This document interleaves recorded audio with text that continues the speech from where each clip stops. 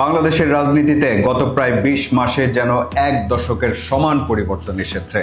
দীর্ঘ সময়ের প্রধানমন্ত্রী শেখ হাসিনার ক্ষমতাচ্যুত হওয়া, আওয়ামী লীগের নিষিদ্ধ হওয়া, বাংলাদেশ ভারত সম্পর্কের টানাপোড়েন, এমন অনেক কিছুই হয়েছে এই সময়ের মধ্যে।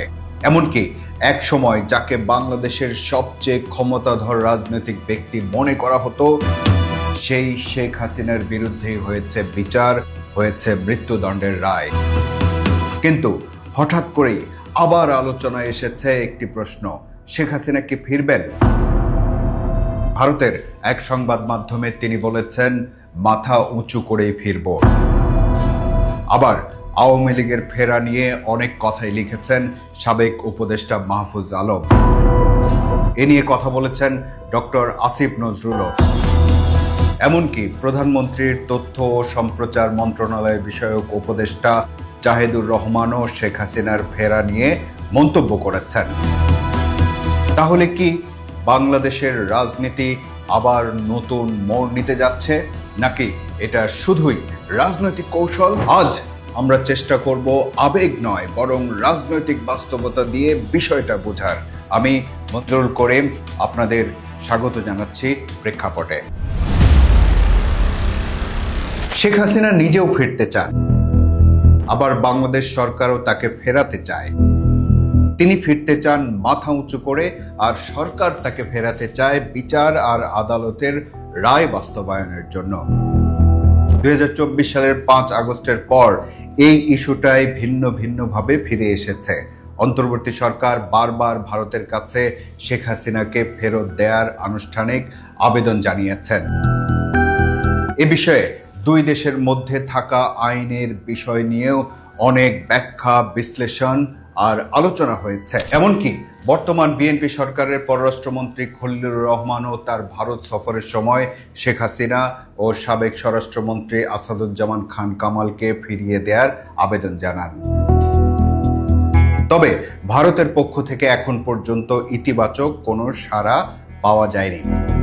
কিন্তু শেখ হাসিনার দেশে ফেরা আর আওয়ামী লীগের রাজনীতিতে ফেরার ইস্যুটা গত কয়েকদিন ধরে আবারও আলোচনার তুঙ্গে। বিষয়টা বড় ইস্যু হয়ে ওঠে যখন ভারতের আনন্দবাজার পত্রিকায় এক সাক্ষাৎকার দেন শেখ হাসিনা এবং সেই সাক্ষাৎকারে বলেন, আমি দ্রুতই বাংলাদেশের মাটিতে ফিরব, মাথা উঁচু করে দেশে গণতান্ত্রিক পরিবেশ ফেরানোর গর্ব নিয়েই ফিরব। এটা কি আত্মবিশ্বাস, নাকি দলীয় নেতাকর্মীদের মনোবল চাঙ্গা রাখার কৌশল? যেটাই হোক, তার ফেরা নিয়ে এরপরই শুরু হয় আলোচনা আর জল্পনা কল্পনা। অন্তর্বর্তী সরকারের সাবেক উপদেষ্টা মাহফুজ আলম সেই রাতেই আওয়ামী লীগের ফেরা নিয়ে একটা দীর্ঘ লেখা দেন তার ফেসবুক পেজে। সেই লেখার প্রথম অংশটা এমন ছিল: লীগ সেদিনই ব্যাক করেছে যেদিন ২৪কে ৭১-এর বিরুদ্ধে দাঁড় করিয়েছিল স্বাধীনতার বিরুদ্ধের শক্তি। লীগ সেদিনই ব্যাক করেছে যেদিন থেকে ডানপন্থীদের উত্থানের জন্য অন্তরীণ সরকারের লোকজন কাজ করা শুরু করেছে। লীগ সেদিনই ব্যাক করেছে যেদিন আইনের শাসনের বদলে মবের শাসনে আনন্দ পেয়েছিল গত ১৭ বছরের মজলুমগণ। লীগ সেদিনই ব্যাক করেছিল যেদিন থেকে উগ্রবাদীরা মাজারে হামলা করেছে, মসজিদ থেকে ভিন্ন মতাবলম্বীদের বের করে দিয়েছে। লীগ সেদিনই ব্যাক করেছে যেদিন হিন্দুদের উপর নিপীড়ন নিয়ে মজলুমগণ চুপ ছিল। সাবেক উপদেষ্টা মাহফুজ আলমের সেই লেখার সাথে সাথে খবরের শিরোনাম হয়ে যায়।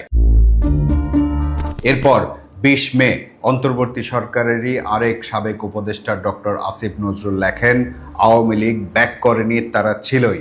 ব্যাক করেছে তাদের দম্ভ, মিথ্যাচার আর মানুষকে বিভ্রান্ত করার দুঃসাহস। অনেকেই বলছেন, যখন রাজনৈতিক প্রতিপক্ষ কোনো সম্ভাবনা নিয়ে আলোচনা শুরু করে তখন বোঝা যায় বিষয়টি রাজনৈতিক আলোচনার কেন্দ্রে চলে এসেছে। এখানেই শেষ নয়, শেখ হাসিনার ফেরার প্রসঙ্গে মন্তব্য করেছেন প্রধানমন্ত্রীর তথ্য ও সম্প্রচার মন্ত্রণালয় বিষয়ক উপদেষ্টা জাহেদুর রহমানও। তার মন্তব্য এমন: একটা কথা খেয়াল রাখা দরকার, শেখ হাসিনাকে আমরা ক্ষমতা থেকে হটাতে চেয়েছি কারণ তিনি ইনসাফ করেননি। পরবর্তী যে বাংলাদেশ তৈরি হয়েছে সেটার প্রধান উদ্দেশ্য হচ্ছে ইনসাফ। শত্রুর প্রতিও ইনসাফ থাকবে, শেখ হাসিনার প্রতিও আমাদের ইনসাফ থাকবে। শেখ হাসিনা যদি আসেন বাংলাদেশে, তাকে কোনো এক্সট্রা জুডিশিয়াল কিছু আমরা করব না। তার মানে সরকারের অবস্থান হলো, শেখ হাসিনা যদি ফেরেন তবে তাকে বিচারের প্রক্রিয়ার মধ্যে দিয়েই যেতে হবে।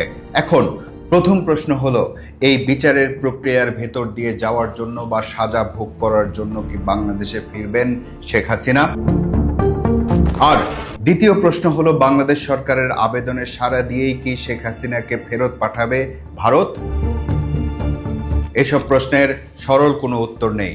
সবকিছু নির্ভর করে রাজনৈতিক, কূটনৈতিক ও দুই দেশের পারস্পরিক সম্পর্কের প্রেক্ষাপটের উপর। এর সাথে জড়িয়ে আছে আঞ্চলিক প্রভাব, নিরাপত্তার হিসাব, দীর্ঘ রাজনৈতিক সম্পর্ক আর বাংলাদেশের ভবিষ্যৎ পাওয়ার ইকুয়েশন। এক্ষেত্রে ভারত অবশ্য কিছু ঝুঁকিও নিচ্ছে, যেমন এর ফলে বাংলাদেশে অ্যান্টি ইন্ডিয়া সেন্টিমেন্ট বাড়তে পারে, দ্বিপাক্ষিক সম্পর্কের উপর চাপ তৈরি হতে পারে এবং আঞ্চলিক কূটনৈতিক ইমেজের উপর প্রভাব পড়তে পারে। অনেক বিশ্লেষক মনে করেন, ভারত শুধু বাংলাদেশের সাবেক একজন প্রধানমন্ত্রীকে আশ্রয় দিচ্ছে না, বরং ভবিষ্যতের সম্ভাবনাও খোলা রাখছে। অনেকেই বলেন, শেখ হাসিনার দেশে ফেরা আর আওয়ামী লীগের রাজনীতিতে ফেরা একে অপরের সাথে সম্পর্কিত। শেখ হাসিনা যদি কখনো বিচারের প্রক্রিয়া মেনে নিয়েই ফেরেন, তাহলে কি আওয়ামী লীগও রাজনীতিতে ফিরবে? এখানেও একটা জটিল সমীকরণ আছে। বাংলাদেশে আওয়ামী লীগ তো দল হিসেবেও নিষিদ্ধ। তাহলে কেউ কেউ মনে করেন, এই নিষেধাজ্ঞাও কোনো না কোনো সময় উঠে যেতে পারে যদি শেখ হাসিনাকে বাদ দিয়ে আওয়ামী লীগকে রিব্র্যান্ডিং করা হয়। এমন আলোচনা হয়েছেও বহুবার। অনেকেই মনে করেন, দীর্ঘ সময়ের ক্ষমতার বিরুদ্ধে মানুষের ক্ষোভ, ভাবমূর্তির সংকট, এসব থেকে দলটি সহজেই বের হতে পারবে না। কিন্তু কারো কারো আবার ভিন্ন যুক্তিও আছে। তারা মনে করেন, বাংলাদেশের মতো দেশে এত বড় সাংগঠনিক শক্তি পুরোপুরি হারিয়ে যাওয়া সহজ নয়। তাদের যুক্তি হলো, বাংলাদেশের রাজনীতিতে অনেক দল দুর্বল হয়েছে, কিন্তু পুরোপুরি মুছে যাওয়া সেটা খুব কমই ঘটেছে। শেখ হাসিনা বা আওয়ামী লীগের ফেরার ক্ষেত্রে আরো কিছু গুরুত্বপূর্ণ ফ্যাক্টর আছে বলে মনে করেন অনেকেই। প্রথম ফ্যাক্টর যে ভারত, সেটা তো আগেই বলেছি। দ্বিতীয় ফ্যাক্টর হলো বাংলাদেশের অভ্যন্তরীণ রাজনীতি। আওয়ামী লীগ নিষিদ্ধ হওয়ার পর বাংলাদেশের রাজনীতি এখন বিএনপি, জামায়াত আর এনসিপিকে কেন্দ্র করে আবর্তিত হচ্ছে। সেক্ষেত্রে জামায়াত বহুদিন ধরেই একটি বড় পাওয়ার ইকুয়েশন।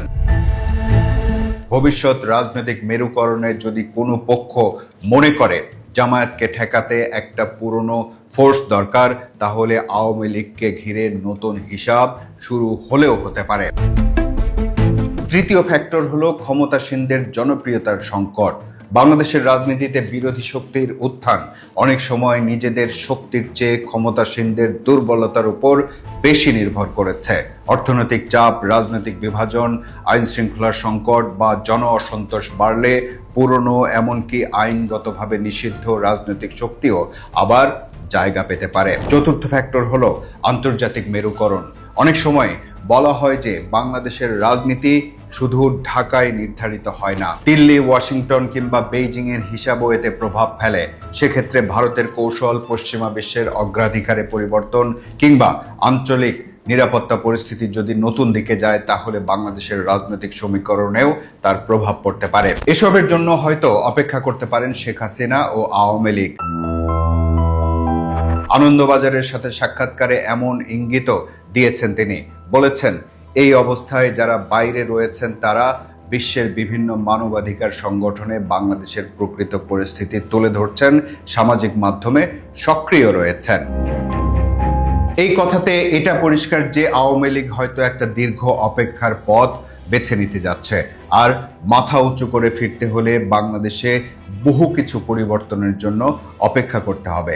সেই অপেক্ষার সময়টাতে তারা সামাজিক যোগাযোগ মাধ্যম ব্যবহার করে নিজেদের প্রয়োজনীয়তার একটা ভাবমূর্তি তৈরি করার চেষ্টা করবে। আন্তর্জাতিক লবিগুলোতে লিয়াজও বাড়াবে। শেখ হাসিনার ফেরা নিয়ে প্রধানমন্ত্রীর তথ্য ও সম্প্রচার মন্ত্রণালয় বিষয়ক উপদেষ্টা জাহিদুর রহমানের মন্তব্যে ফিরে যায়। তিনি বলেছেন, উনার বিচার হয়েছে, উনাকে ডিফেন্ড করতে আবার দেওয়া হবে। তাতে তার মৃত্যুদণ্ডাদেশ থেকে যদি তিনি মুক্তি পান, টেকনিক্যালি বলছি, সেটা আমরা মানব। আর যদি না হয়, সেটা কার্যকর হবে। এটাই হচ্ছে ইনসাফ। তার মানে কি এটা যে শেখ হাসিনা ফিরলে আদালতের রায়ের বিরুদ্ধে আপিল করার সুযোগ পাবেন তিনি? অনেক রাজনৈতিক বিশ্লেষক মনে করেন শেখ হাসিনার ফেরার ক্ষেত্রে হয়তো নিজস্ব স্বার্থ বিবেচনা করে ভারত শেষ পর্যন্ত একটা মধ্যস্থতা করলেও করতে পারে। অনেকেই মনে করেন সেটা শেখ হাসিনার বিচারের প্রক্রিয়ার মধ্যে দিয়ে আওয়ামী লীগকে বাঁচানোর একটা কৌশলও হতে পারে। সবশেষ কথা হলো, রাজনীতি সম্পর্কে ওই কথাটাই আসলে সত্যি, রাজনীতিতে শেষ বলে কিছু নেই।